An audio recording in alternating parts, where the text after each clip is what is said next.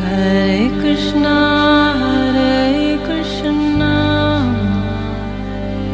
Krishna Krishna, Hare Hare, Hare Rama, Hare Rama, Rama Rama, Hare नमस्कार, radio मानव रचना 107.8 पर मैं हूँ सरिता आपके साथ और शुरू हो चुका है कार्यक्रम आत्मदर्शन। श्रोताओं, जैसा कि आप सब जानते हैं, इस कार्यक्रम में हम बात करते हैं बहुत सारे आध्यात्मिक प्रसंगों की, कथाओं की, बहुत सारा ज्ञान हम इस कार्यक्रम के माध्यम से आप तक पहुँचाने की कोशिश करते हैं। जैसे की तरह हमारे साथ स्टूडियो में मौजूद हैं रागली खदासी जी, चिराणासी दिव्याचार्य श्रीमद भक्ति वेदांत नारायण गोस्वामी जी की शिष्या।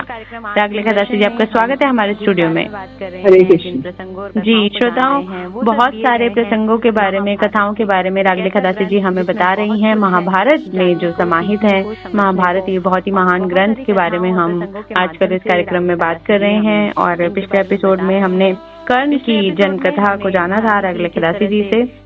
तो आज के कार्यक्रम में रागली खदासी जी, आप कौन सी कथा हमारे श्रोताओं को सुनाने वाली हैं? ब्राह्मण की अरणी लाने के लिए पांडवों का मृग के पीछे जाना और भीमसेन आदि चारों भाइयों को एक सरोवर में निर्जीव होकर गिरना। जी। तो द्रौपदी के हरे जाने पर अत्यंत दुखी होकर राजा युधिष्ठिर कामक वन को छोड़कर भाइयों से ही द्वैत वन में ही आ गए। वहाँ सुस्वादु फल मूल आदि की प्रचुरता थी। वहाँ वे मिताहारी होकर फलाहार करते हुए द्रौपदी के सहित रहने लगे। उस वन में एक ब्राह्मण के अरणी सहित मंथन काष्ठ से एक हिरण सिंह खुजलाने लगा। देव योग से वे काष्ठ उसके सिंह में फंस गया। मृग कुछ बड़े बील डौल का था, वह उसे लिए उछलता कूदता दूसरे आश्रम में पहुंच गया।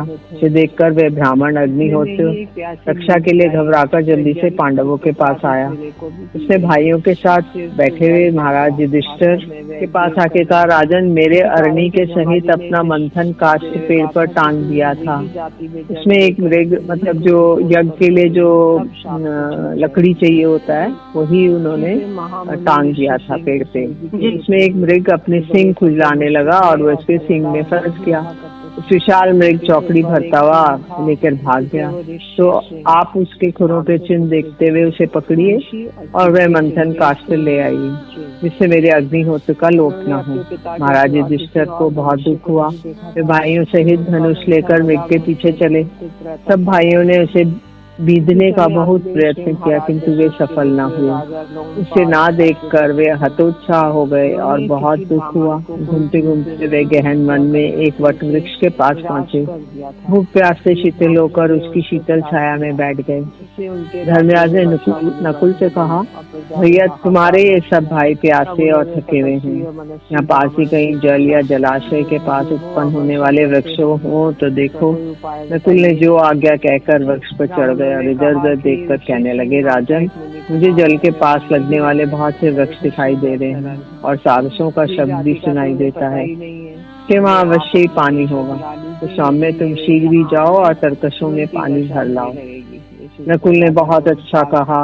वहाँ सारसों से घिरा हुआ एक बड़ा निर्मल जल देखकर वे जो ही पानी पीने के लिए झुके, उन्हें आकाशवाणी सुनाई दी, तात नकुल, साहस न करो, पहले ही से मेरा एक नियम है, मेरे प्रश्नों का उत्तर दो, उसके बाद जल पीना और ले जाना। किंतु नकुल को बहुत प्यास लगी हुई थी। उन्होंने उसकी वाणी की कोई परवाह नहीं की, किंतु जो ही वे शीतल जल पिया, उसके पीते हुए भूमि पर गिर गए। नकुल को देर हुई देख कुंती नंदन युधिष्ठिर ने वीर सहदेव से कहा, सहदेव, तुम्हारे ज्येष्ठ भ्राता भाई को बहुत देर हो गई, अब तुम जाकर उन्हें लिवा लाओ और जल भी लेते हो। उन्होंने भाई नकुल को मृत अवस्था में पृथ्वी पर पड़े देखा।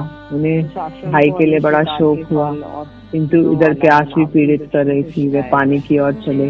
आकाशवाणी ने फिर कहा, मेरे पहले प्रश्नों का उत्तर दो ना, फिर जल पीना और ले जाना। किंतु जैसे ही उन्होंने शीतल जल पिया, उसके पीते हुए भी भूमि पर गिर गए। धर्मराज ने अर्जुन से कहा। अर्जुन ने जाके देखा कि वहाँ उन्होंने देखा कि दोनों भाई मरे पड़े हैं। अर्जुन ने कहा, जरा प्रकट होके रोको। फिर से वापस वही आकाशवाणी आई कि तुम नहीं जल ले जा सकते।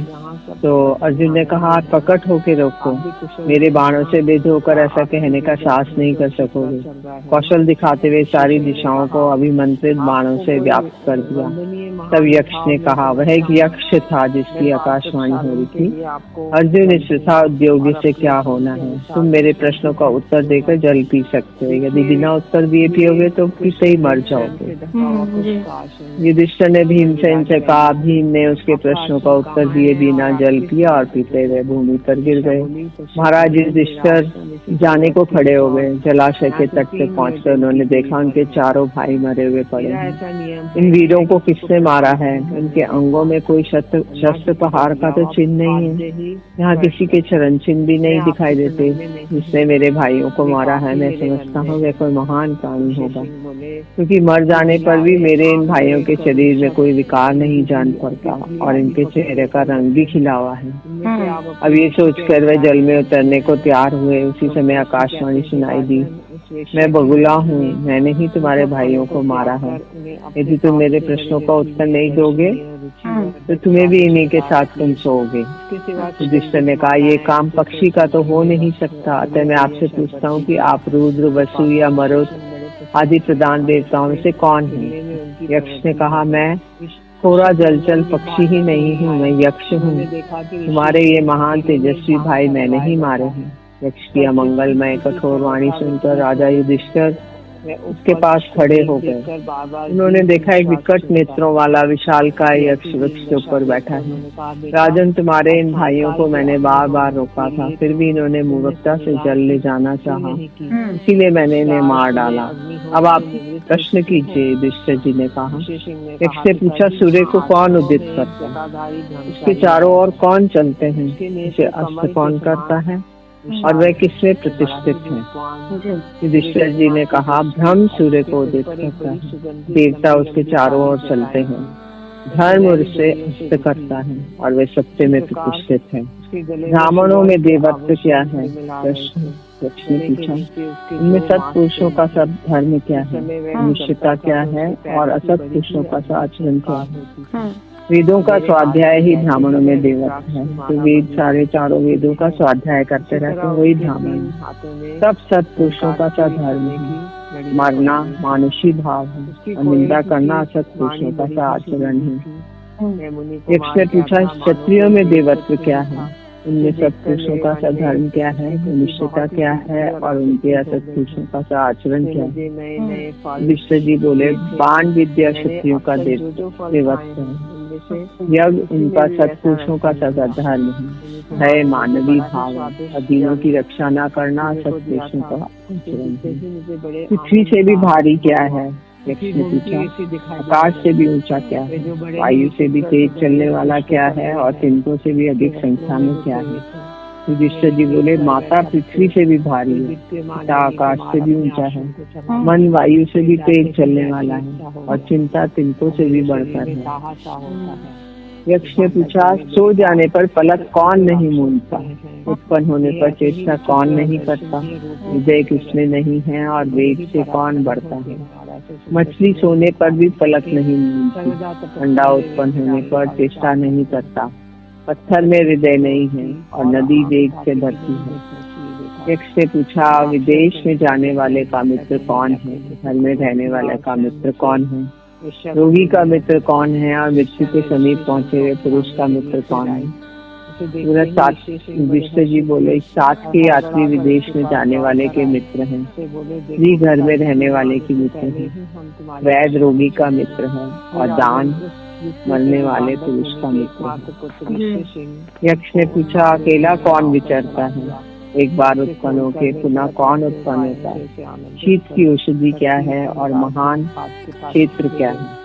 सूर्य अकेला ही विचरता है, चंद्रमा एक बार जन्म लेके पुनः जन्म लेता है, अग्नि शीत की औषधि है और पृथ्वी बड़ा भारी भावपन है। यक्ष ने पूछा, धर्म का मुख्य स्थान क्या है? यश का मुख्य स्थान क्या है? स्वर्ग का मुख्य स्थान क्या है और सुख का मुख्य स्थान क्या है? धर्म का मुख्य स्थान दक्षता है, यश का मुख्य स्थान दान है, स्वर्ग का मुख्य स्थान सत्य है और सुख का मुख्य स्थान शील है। जी श्रोताओं, बहुत ही सुंदर प्रसंग चल रहा है और सभी प्रश्नों का बहुत ही उचित जो है उत्तर दे रहे हैं युधिष्ठिर यक्ष को। और आगे और भी प्रश्न हैं और भी उत्तर हैं, ये कथा आगे और भी जानेंगे। तो जी रागले खदासी जी, आगे आप अपनी कथा सुनाएं। यक्ष ने पूछा, मनुष्य का आत्मा क्या है, उसका देवकृत सखा कौन है और जीवन का सहारा क्या है और उसका परम आश्रय क्या है। पुत्र मनुष्य का आत्मा है और स्त्री उसकी देवकृत सखा है, मेघ उपजीवन है और दान परम आश्रय है। यक्ष ने पूछा, किस वस्तु के त्यागने से मनुष्य प्रिय होता है, किसके त्यागने पर शोक नहीं करता, किसे त्यागने पर वह अर्थवान होता है और किसे त्याग कर सुखी होता है। मान को त्यागने से मनुष्य प्रिय होता है, क्रोध को त्यागने पर शोक नहीं करता, काम को त्यागने पर वह अर्थवान होता है और लोभ को त्याग कर सुखी होता है। यक्ष ने कहा, ब्राह्मण को किस लिए दान दिया जाता है, नट और नर्तकों को क्यों दान देते हैं, सेवकों का दान देने का क्या प्रयोजन है और राजा को क्यों दान दिया जाता है। ब्राह्मण को धर्म के लिए दान दिया जाता है, नट नर्तकों को यश के लिए दान दिया जाता है, नाम देते हैं। सेवकों को उनके भरण पोषण के लिए दान दिया जाता है, राजा को भय के कारण दान देते हैं। भयभीत होते तो राजा को कर देते थे। यक्ष ने पूछा, पुरुष किस प्रकार मरा हुआ कहा जाता है, राष्ट्र किस प्रकार मरा हुआ कहलाता है, श्राद्ध किस प्रकार मृत हो सकता है और यज्ञ कैसे मृत हो जाता है। युधिष्ठिर जी बोले, दरिद्र पुरुष मरा हुआ है, बिना राजा के राज्य मरा हुआ है। क्षेत्रीय ब्राह्मणों के बिना श्राद्ध मृत हो जाता है और बिना दक्षिणा के यज्ञ मरा हुआ है। यक्ष ने पूछा, मनुष्य का दुर्जय शत्रु कौन है, अनंत व्याधि क्या है, साधु कौन माना जाता है और असाधु किसे कहते हैं। युधिष्ठिर ने कहा, क्रोध दुर्जय शत्रु है, लोभ अनंत व्याधि है और जो समस्त प्राणियों का हित करने वाला हो वह साधु है और निर्दय पुरुष असाधु है। यक्ष ने पूछा, स्नान किसे कहते हैं और दान किसका नाम है। मानसिक मलों को छोड़ना ही स्नान है और प्राणियों की रक्षा करना ही दान है। यक्ष ने कहा, भरत से अक्षय नरक किस पुरुष को प्राप्त होता है, जो पुरुष भिक्षा मांगने वाले किसी अकिंचन ब्राह्मण को स्वयं बुलाकर जिसे नहीं देता वह अक्षय नरक प्राप्त करता है। जो पुरुष वेद धर्म शास्त्र ब्राह्मण के प्राकृत धर्म की मिथ्या बुद्धि करता है वह अक्षय नरक को प्राप्त करता है। जो लोभवश दान और भोग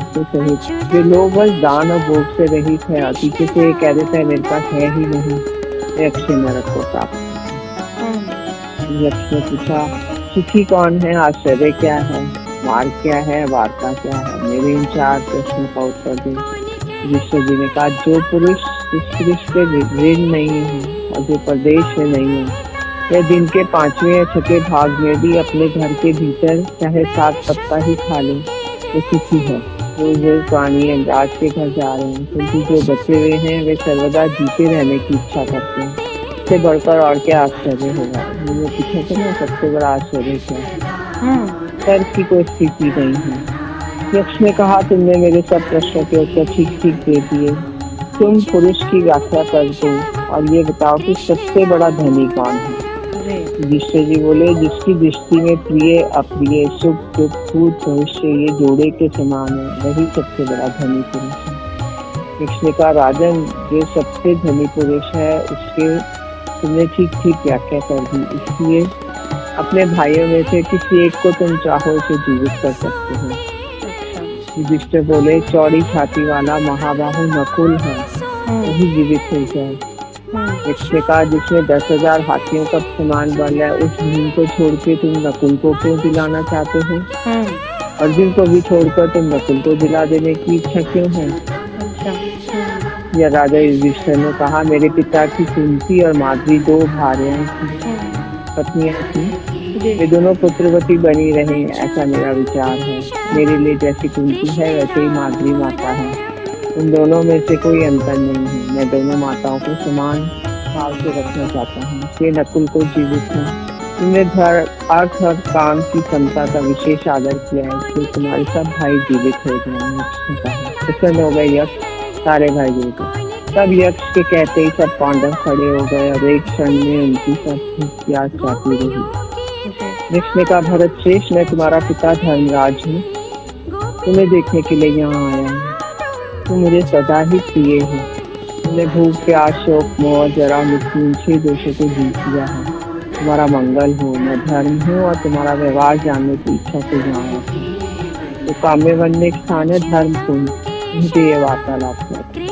तुम्हारी संतुष्टि के कारण मैं तुम पर प्रसन्न हूँ। तुम अभिष्ट वर मांग लो। जो मेरे भक्त हैं उनकी कभी दुर्गति नहीं होती। युधिष्ठिर ने कहा, भगवान, पहला वर तो मैं ये मांगता हूँ कि जिस ब्राह्मण के अग्नि सहित मंथन काष्ठ को मृग लेकर भागा, उसका अग्निहोत्र का लोप न हो।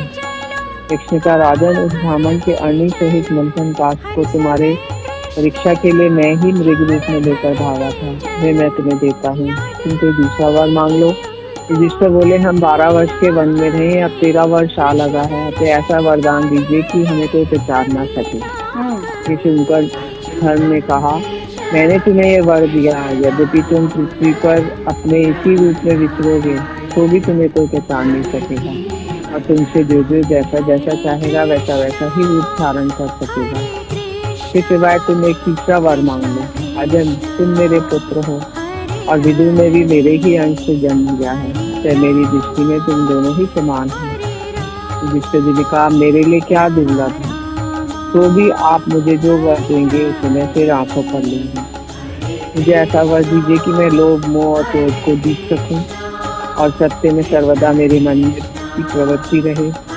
धर्मराज ने कहा, पांडुपुत्र, इन गुणों से तो तुम स्वभाव से ही संपन्न हो। आगे भी तुम्हारे कथन अनुसार तुमसे ये सब धर्म बने रहे। ऐसा कहकर भगवान धर्म अंतर्ध्यान हो गए और सब पांडव साथ साथ आश्रम में लौट आए।